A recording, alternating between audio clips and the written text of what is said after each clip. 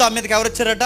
పరిశుద్ధాత్ముడు. మళ్ళీ నేను చెప్తున్నాను, పరిశుద్ధాత్ముడు ఎవరిని ఎంచుకుంటున్నాడు చెప్పండి? అర్హత లేనోడిని ఎంచుకుంటున్నాడు, గుర్తుపెట్టుకోండి. ఎవరట?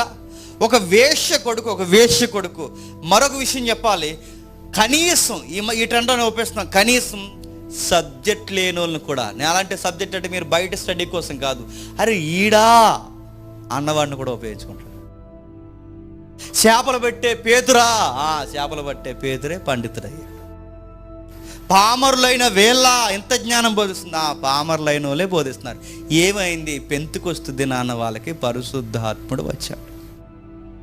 మాటలు అర్థమవుతున్నాయా? అంటే మనం ఎక్స్పెక్ట్ చేయలేని వ్యక్తులను కూడా ఆశ్చర్యకరంగా తన కార్యాలు జరిగించే వ్యక్తిని ఉన్నతమైన స్థాయిలో నిలబెట్టే వ్యక్తి ఎవరు చెప్పండి? పరిశుద్ధాత్మ.